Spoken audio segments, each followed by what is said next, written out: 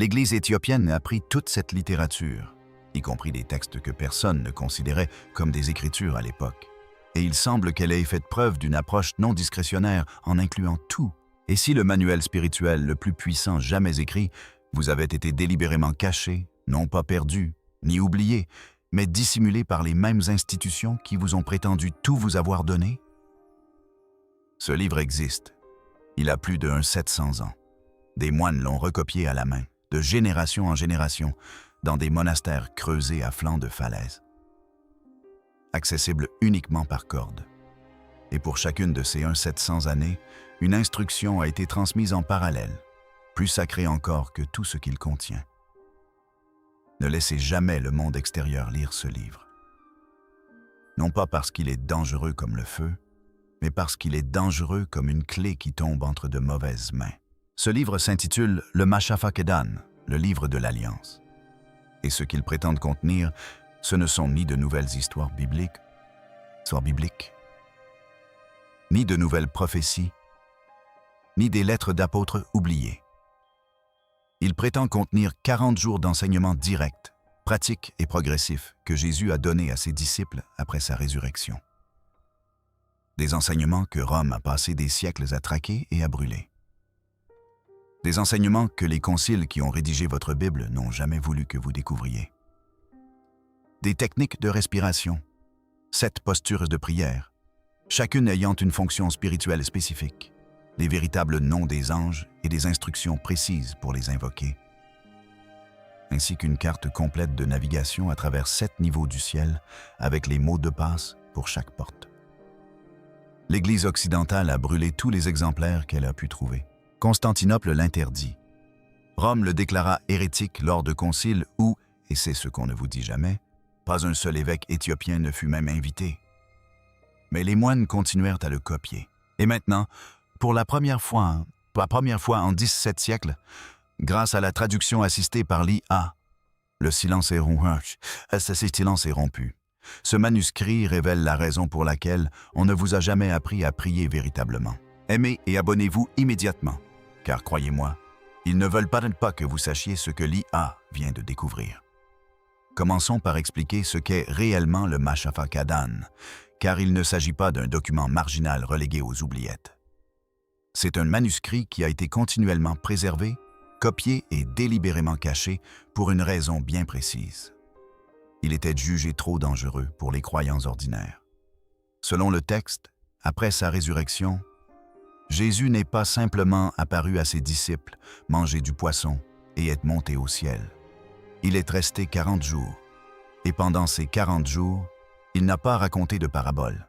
Il a donné des instructions, un manuel pratique, étape par étape, pour un contact spirituel direct avec le divin, sans prêtre, sans église, sans aucun intermédiaire. L'enseignement commence par la respiration. Selon le manuscrit, Jésus a enseigné à ses disciples à respirer selon des schémas précis afin de préparer le corps à la réception spirituelle. Le rythme décrit est précis. 3 temps d'inspiration, 7 temps de rétention, 4 temps d'expiration. Il ne s'agit pas d'un simple ornement. Le texte en explique la fonction. Ce rythme particulier ralentit le rythme cardiaque, apaise le tumulte mental qui entrave la perception spirituelle et ouvre ce que le manuscrit appelle l'œil intérieur, c'est-à-dire la capacité de percevoir la réalité spirituelle directement et non par la seule croyance. La maîtrise, précise le texte, requiert exactement 40 jours de pratique quotidienne et assidue. Ni 20, ni 30, 40. C'est pourquoi la période d'enseignement après la résurrection a duré précisément 40 jours. Une durée non symbolique, mais fonctionnelle. Viennent ensuite les postures, au nombre de 7, chacune alignant le corps sur une fréquence spirituelle différente. Se tenir debout, les bras levés au-dessus de la tête, relie le pratiquant aux anges de la louange. Le texte décrit le corps devenant une antenne, littéralement orienté pour recevoir. La prosternation, le front pressé contre la pierre, ouvre les canaux d'une instruction divine directe. L'ego s'efface, l'esprit se vide et, selon le manuscrit, des informations parviennent, informations que le mental conscient est incapable de générer par lui-même. s'agenouiller, les mains croisées sur la poitrine, les doigts touchant les épaules opposées, crée ce que le texte appelle le sceau. Une posture protectrice qui préserve le pratiquant des interférences spirituelles pendant la prière. S'asseoir, les paumes ouvertes posées sur les genoux, est la posture propice à la réception de la sagesse divine. L'abandon total, la position allongée à plat ventre, est réservée à la transformation la plus profonde. Il ne s'agit pas de métaphore. Le texte précise exactement quand chaque posture est requise. La prière du matin utilise des positions différentes de celles de la prière du soir. Les prières de guérison diffèrent des prières de protection. Rien n'est vague. Rien n'est laissé à l'interprétation personnelle. Le Machafakan ne vous demande pas de croire. Il vous dicte votre conduite. Et c'est précisément ce qui le rendait si menaçant. Pour comprendre pourquoi ce manuscrit a été ciblé, il faut saisir le contexte historique dans lequel la décision de l'éliminer a été prise. Au IVe siècle, Rome consolidait son emprise sur le monde chrétien.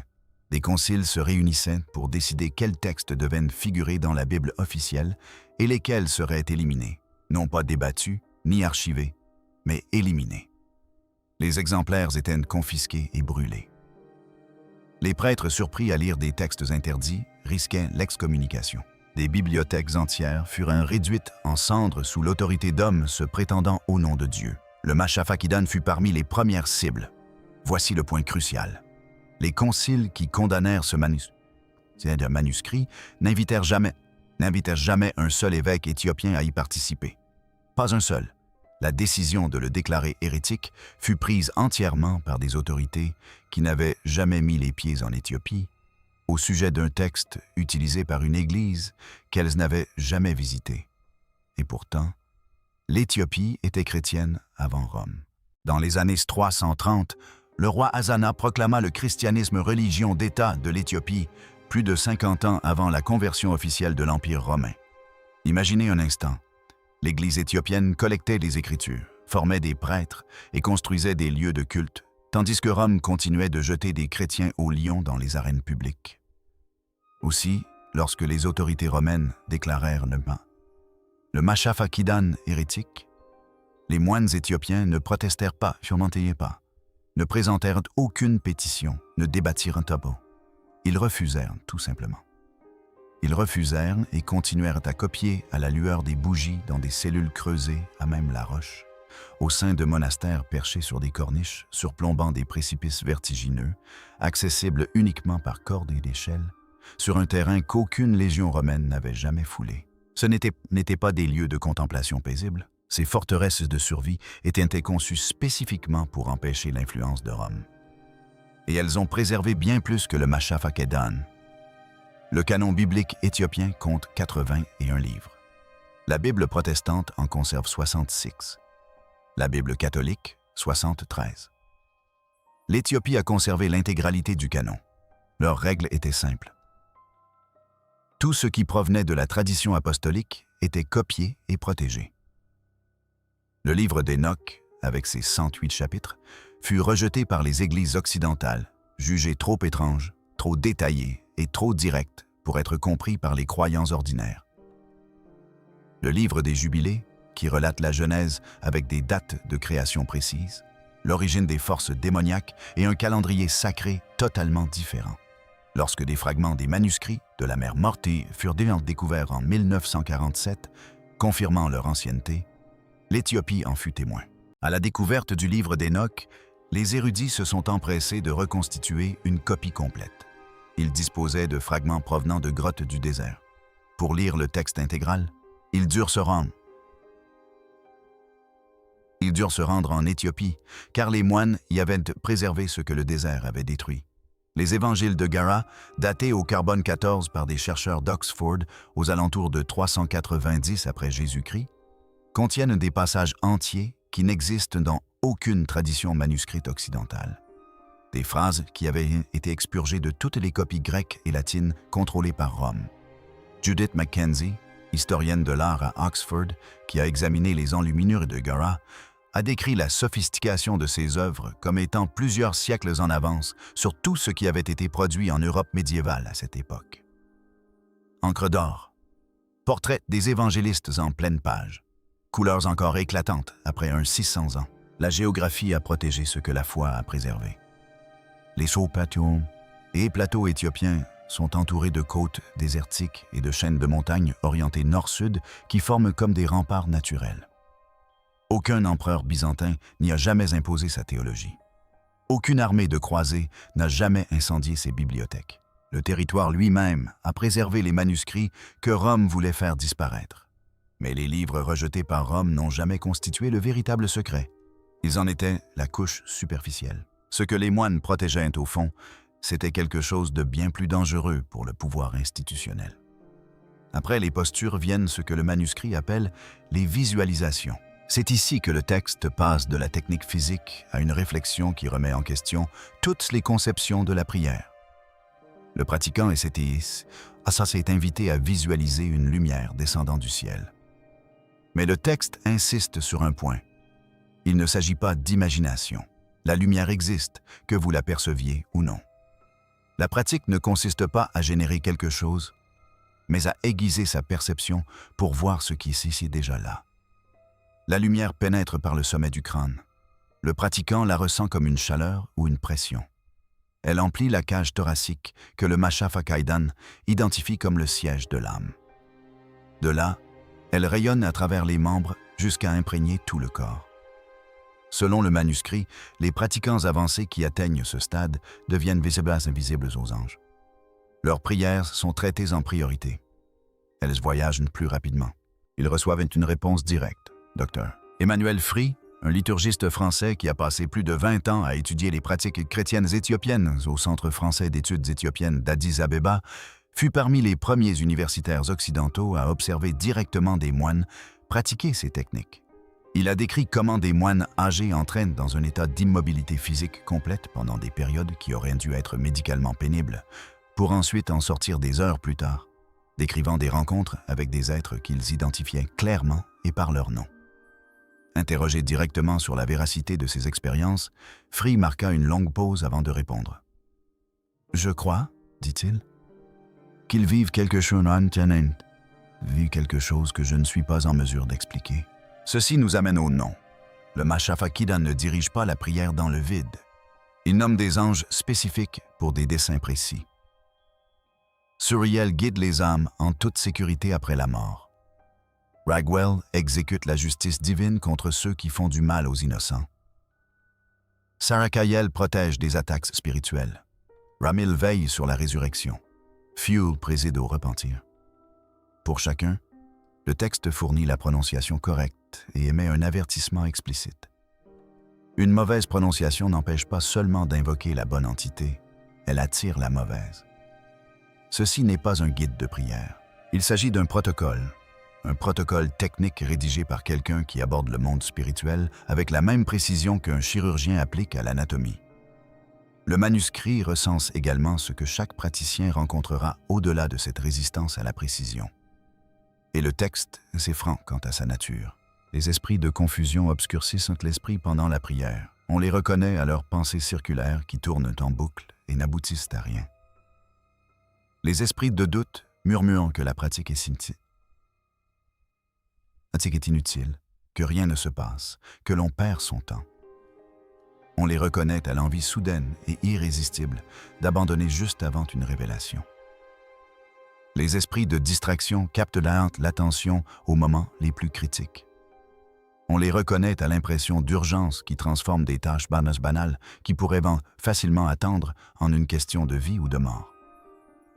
Pour chaque type, le texte propose des méthodes d'identification, des formules de résistance spécifiques, prétendument enseignées directement par Jésus, et des procédures de bannissement utilisant les noms des anges qui exercent une autorité directe sur eux. Ce texte ressemble moins à une écriture qu'à un manuel de terrain rédigé par quelqu'un ayant personnellement mené chacune de ces batailles. Voici maintenant le passage du manuscrit qui a incité des hommes puissants à décider que les croyants ordinaires ne devraient en aucun cas être autorisés à le lire. Imaginez mourir.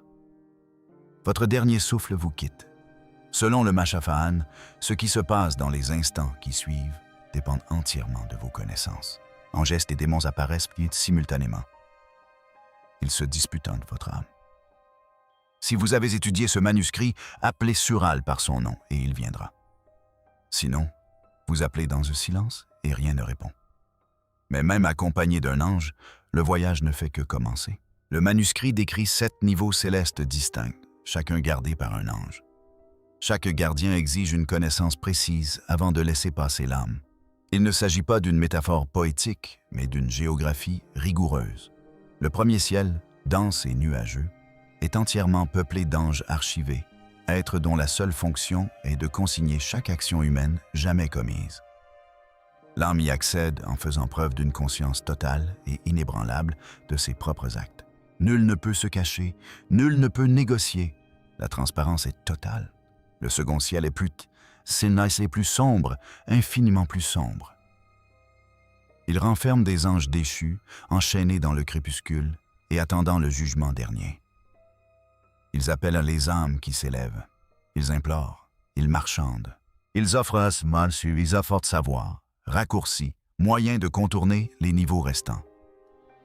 Le texte avertit avec une clarté absolue. Ne leur répondez pas, ne ralentissez pas. Évitez tout contact visuel. L'âme qui s'engage est celle qui demeure. Le troisième ciel est le paradis. Lumière chaleureuse. La présence des justes défunts reposant en paix. Une musique venue d'une source invisible. Et c'est là que le texte livre son avertissement le plus inattendu.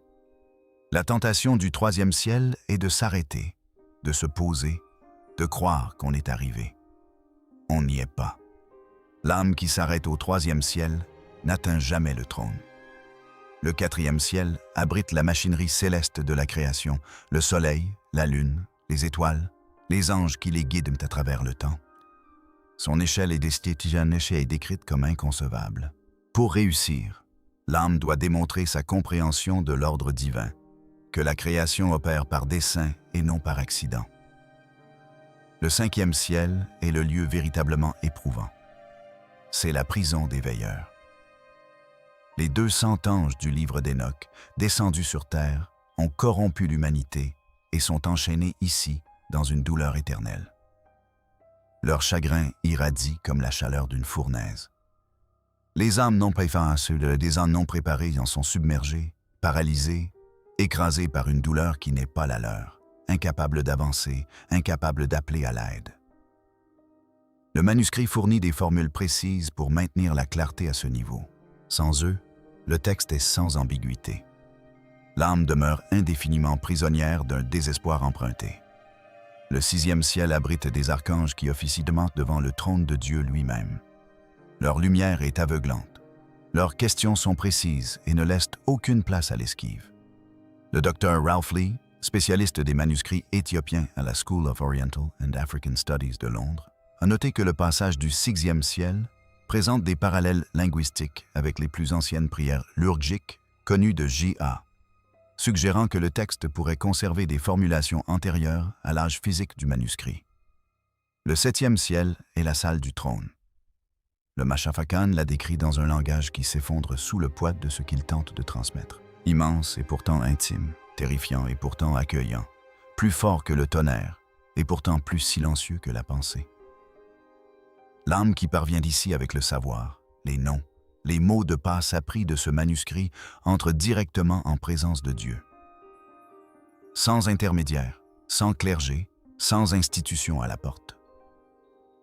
L'âme qui arrive sans ce savoir n'arrive pas du tout. Elle rebrousse chemin, elle chute. Elle erre entre les niveaux sans carte, sans guide, sans nom à appeler à l'aide. Maintenant, prenez du recul et considérez ce que ce manuscrit fait réellement à la religion institutionnelle. Si un croyant ordinaire possède le Machafakidan, il n'a pas besoin d'un prêtre pour intercéder en sa faveur. Il n'a pas besoin d'un évêque pour obtenir la grâce. Ils n'ont pas besoin des sacrements administrés par le clergé ordonné pour traverser la mort en toute sécurité. Ils n'ont besoin d'aucun être humain entre eux et Dieu. Pas un seul. Le Machafakadan transforme le christianisme d'une institution à laquelle on appartient en une pratique que l'on accomplit, une compétence que l'on développe, une voie que l'on suit de ses propres mains, de son propre souffle, avec son propre nom sur les lèvres à l'heure de sa mort. Rome n'a pu bâtir un empire sur de telles fondations. Constantinople ne pouvait contrôler des millions de croyants, chacun porteur de sa propre clé du paradis. Alors, on brûla les copies. On condamna le texte lors de conciles où ceux-là même qui l'utilisaient étaient délibérément exclus. On annonça à des générations de croyants que le canon était complet, que rien n'avait été retranché et que quiconque prétendait le contraire était un hérétique ou un fou. Mais on ne put atteindre l'Éthiopie. Et l'Éthiopie n'oublia rien. Les moines survécurent à ce qui aurait dû les anéantir. Les invasions musulmanes du XVIe siècle réduisirent les monastères en cendres. L'occupation italienne du XXe siècle pilla les manuscrits et les expédia dans les musées européens. Le régime communiste de Durg assassina des prêtres sur les places publiques et incendia des églises avec leurs fidèles à l'intérieur. Famine, guerre civile, décennies d'isolement total du reste du monde. À travers toutes ces épreuves, les moines continuèrent de copier enseignant de copier. 60 générations de main en main, de bougie en bougie, de montagne en montagne. Les missionnaires européens, arrivés au fil des siècles, s'attendaient à trouver un christianisme primitif, une ébauche attendant d'être corrigée par l'Occident. Ils découvrirent au contraire une tradition théologique plus ancienne et plus élaborée que tout ce qu'ils connaissaient dans leur propre confession. La liturgie éthiopienne conserve des pratiques de chant qui avaient déjà disparu d'Europe durant la période médiévale. Certains missionnaires tentèrent de réformer le christianisme éthiopien afin d'en supprimer les livres superflus et d'aligner ses pratiques sur les normes protestantes ou catholiques. Leurs efforts furent vains.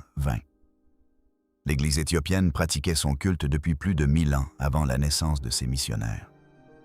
Elle n'était pas disposée à recevoir l'enseignement de nouveaux venus. Mais la situation évolua. Les moines virent les technologies numériques abolir la distance entre leur monastère de montagne et le reste du monde.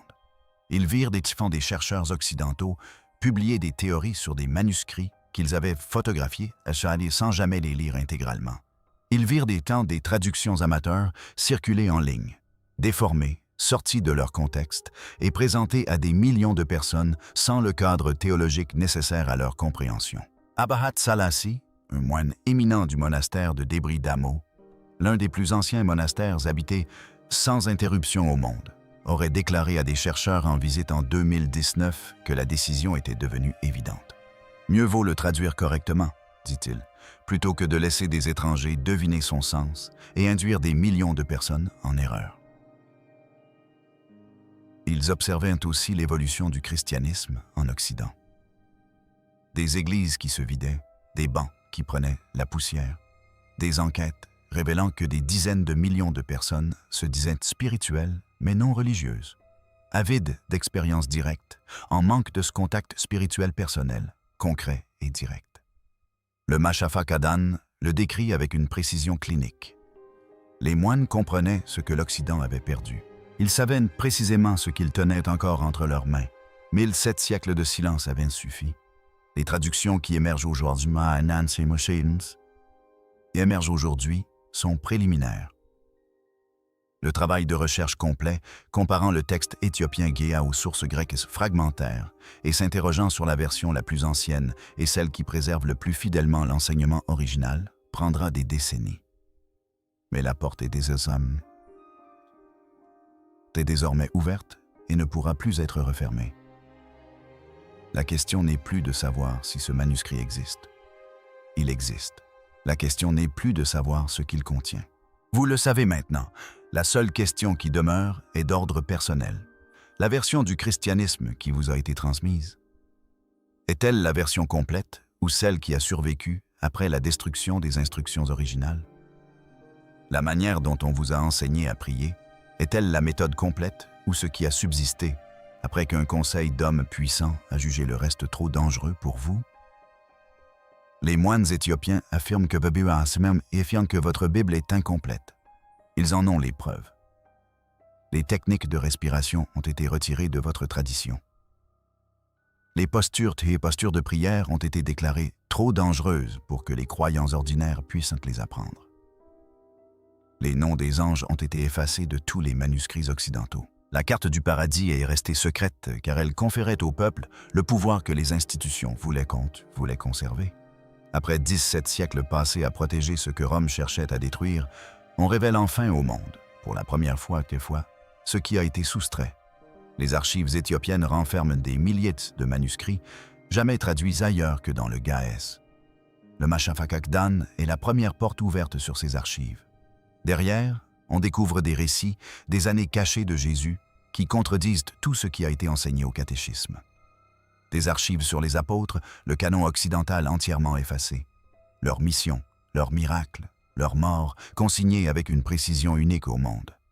Et des prophéties au détail qu'aucune autre tradition terrestre n'a conservées. Nous commençons à peine à explorer ces lieux. Si cela vous touche, restez attentifs. La suite vous fera paraître cette vidéo comme une simple introduction.